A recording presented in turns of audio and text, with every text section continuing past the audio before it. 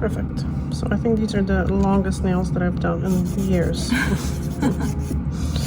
And people are asking for long nails, so here you guys have long nails. It's very rare that people have long nails. Alright, so now I'm going to clean up. We'll push back the living skin very gently. You can actually pretty much use any tool, as long as it's not too sharp. Some of them can be really, really sharp and can scratch the nail.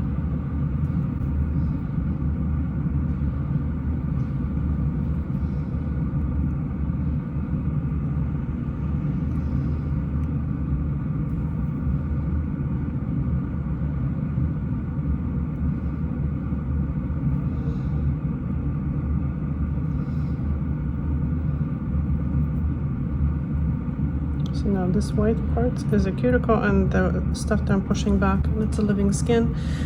These two things are very often confused, and even the industry is confusing everyone with basically calling everything cuticle, which is incorrect. It doesn't make sense. How would you be removing cuticle, but then you have to take care of your cuticle? Like, how can you take care of it when you just removed it? To me, that never made any sense. So finally, when I realized that there was really two pieces of skin, really, it finally made sense. So this is a living skin, and this is cuticle, which is a dead skin. We're going to remove the cuticle, but we're not going to do anything to the living skin. And as you can see, because if this skin is not pushed back gently on a regular basis, it tends to sometimes stick to the nail a little bit, and as the nail is growing, it can stretch. So it's not really extra skin. It's not that the skin is growing too much, it's growing as normal. It's just that it's stretched. So when you push it back and when you take care of that skin, it will shrink back because it will be elastic. It will bounce back. And this is a little torn skin. So this is not a torn cuticle or anything like that. This is the living skin. Because cuticle is dead and you can't really tear it. You can't kill it again. I'm laughing at my own jokes. So I'm going to use electric file for this, but if you're doing your nails yourself, honestly, don't use electric file. There's no need. You can do this with the cuticle remover, but before nail polish application, because I don't have time for the nails to dry, I prefer to do a dry manicure, because when you put nail polish on a nail surface that has absorbed a lot of water, the polish may not stick very well. So I'm not filing the nail, I'm just removing that cuticle from the nail very, very gently. And you know what, you really have to be very comfortable with these machines in order to not to do damage to the nail. So very, very light touch, flush with the nail, little taps.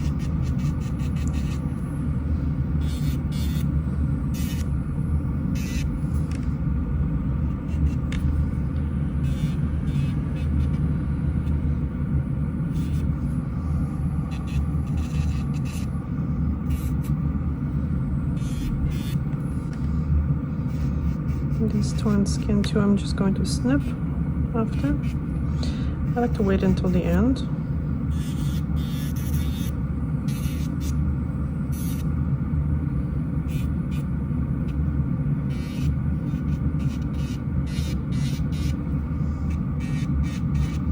So one of the manicures that we did with this client went kind of viral, and it reached like 9 million views. I think it has almost 10 now. So it was with a nail polish called Bluebird's Fly, and it was with Dazzle Dry as well. Yeah, crazy. And I think there was another one with CEO that we also did that went viral. That's like probably 5 million views. So your nails are famous. And the sea, oh, it's like a dark red. It's actually really nice. With Dazzle Dry color as well. Very, very classic. Perfectly Plain also is really, really good. Very popular reds. I use them all the time. And unfortunately, Bluebird's fly is not in production anymore because I think they are, some pigments got discontinued, so gorgeous color, not available.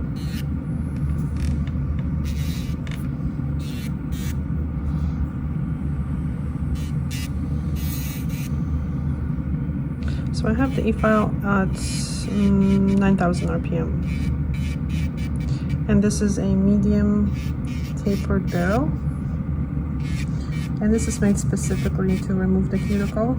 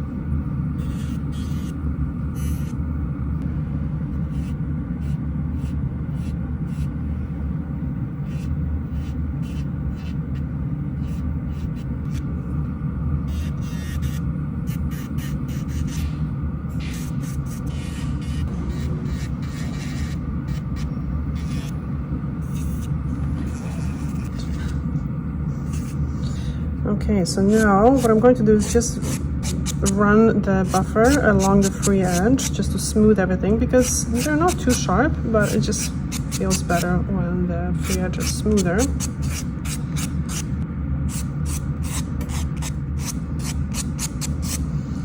And I'm just going to run the buffer, and this is a very soft buffer, around the cuticle area, just to make sure that everything is nice and smooth, because really I try to buff the nails as little as I have to, because buffing always removes layers. And yes, we have to sometimes buff to increase the bond, but if you can get away with no buffing, then it's better to not to buff. The only thing is, around the cuticle area, if there is pieces of skin that are still sticking up, the polish will run into it and it won't be like a very nice smooth application. So I just want to make sure that this is all nice and clean.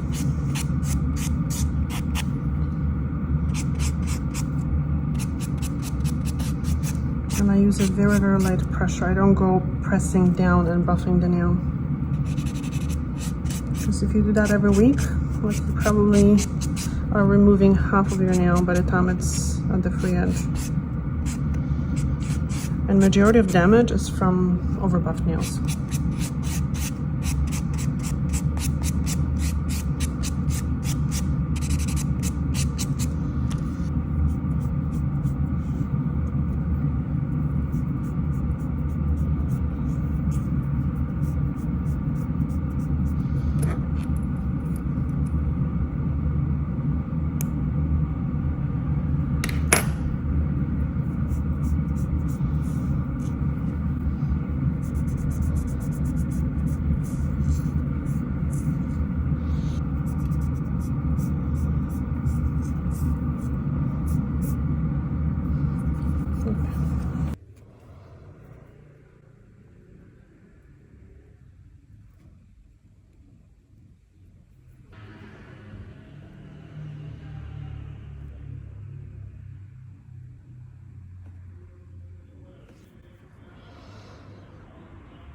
So Dazzle Dry recommends 2 layers of the base coat. And I do that when someone has damaged nails or very thin nails, but on healthy nails, I don't really feel it's necessary. The polish stays very well, even with 1 base coat. And some people feel that when the bond is too strong, they can sometimes get surface damage. So I don't know what you guys think. I agree with that, especially when the nail polish is left for a very long time. I think it tends to lose flexibility and sometimes maybe contribute to some surface damage. It's a combination of things, but it can definitely happen even with nail polish, even with Dazzle Dry. So what I recommend is not to wear polish for more than, if someone is really susceptible to damage, so not to wear it longer for a week, let's just say, and then take a day off and do like a warm oil soak or whatever, and then redo your manicure. Obviously in the salon it's a little bit different, but I also recommend, like when people come in once in a blue moon, it really doesn't matter. You can wear it for 2 weeks if you want to. But when someone comes in on a regular basis, to prevent surface damage, I would say take it off like 2 days before you come back for a manicure, just to, and I don't want to use the word breathe because, you know, the nails are not breathing, they're dead. But the nails don't receive any oil from the body really. And it's not that nail polish is drying, because nail polish actually increases moisture level in a nail polish. So it's not dryness, because the water actually is building up underneath the polish, but the oil, I guess it's not. I have no idea why, but I just noticed that people that take breaks between the polish do better.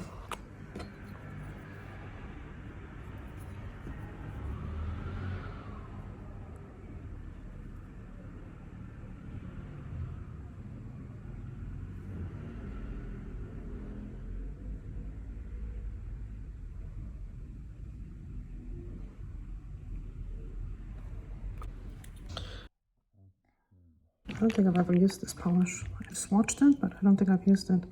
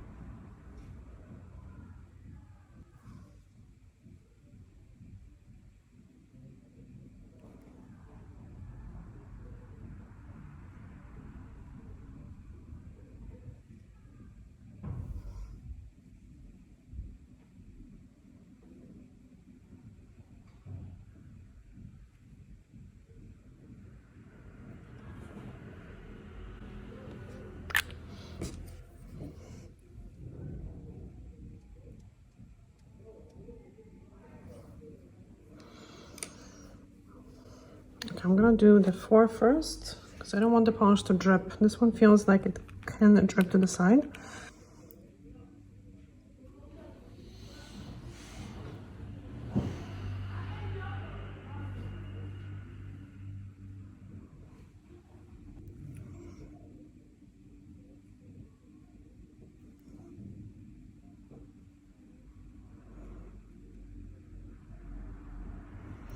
I actually get a lot of questions. People are sometimes disappointed that this brand advertises that you have to use a full system.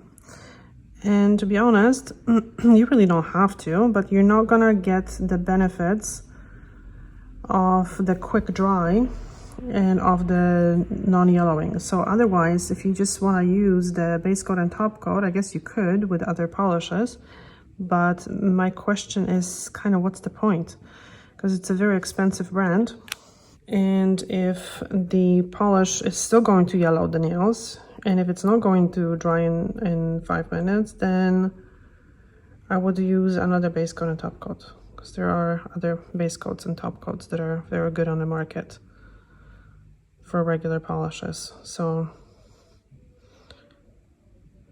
it's not like some terrible reaction is going to happen. It's just, what's the point? Okay. And the yellowing most likely comes from one of the ingredients in the regular nail polishes, which is called nitrocellulose. And nitrocellulose is a film forming agent. So it creates that basically finished look on your nail. So this polish does not have nitrocellulose, and for that reason it dries a little bit thinner, because I think nitrocellulose gives you like a thicker film or something, a little bit fuller film. This one dries thinner. So sometimes when people have ridgy nails or like damaged nails, this can make it look even worse, I think.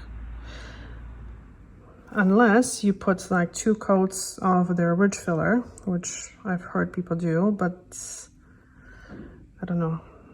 That can, in my opinion, sometimes contribute to surface damage too, because that creates a very thick coat. And I think the benefit of this is that it is actually very thin, and I think it just bends with the nail a little bit more, not creating that surface damage. So I guess there was just no perfect system out there. You just have to find what's perfect for you.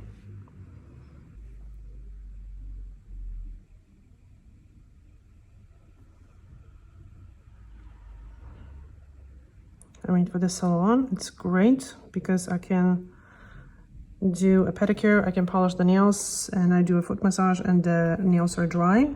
People can put their shoes on. And it does not yellow the toenails, which is great. But some people don't care if their nails are yellow because they always polish them. So I get that. And some people have a lot of patience when it comes to drying the polish. So it might not be worth for them to spend $22 for a bottle of nail polish. So I get it.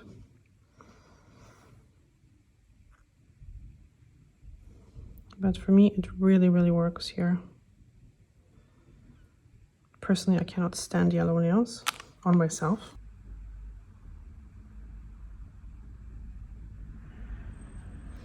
And it's great that I don't have to use a gel polish on toes, because I think long-term nail polish is better for pedicures. So usually by the time I'm done, the last nail, the first one, is dry already. Because you want to make sure that the polish dries between the coats to like a matte finish almost. Okay, so now what I do is I give them some time to dry, although this is pretty much dry. But I clean up the edges. You can do that just with pure acetone, actually.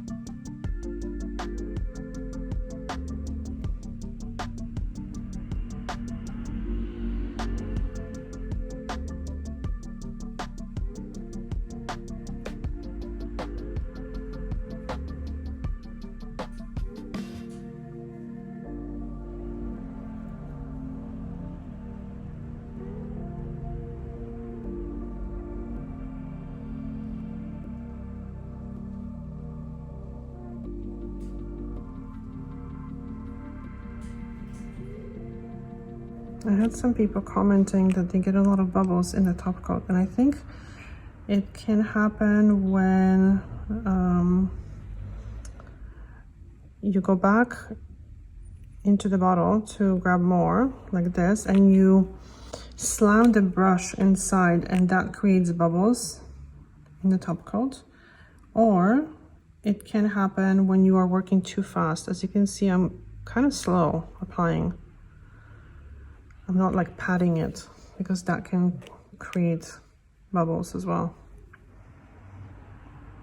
Because she was saying, one of the viewers, that she's using brand new top coat. Sometimes that can happen when there is too much air movement. So that also has to be considered. But I think it's usually when people are working too fast.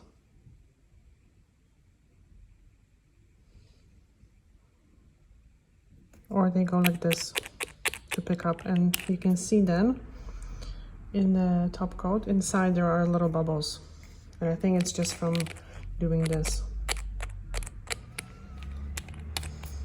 So try to, when you pick up the polish, try to just like pick it up very, very lightly, to just dip the brush, but without really going into the bottle really fast. Okay, so now they're going to dry for 5 minutes and they'll be dry.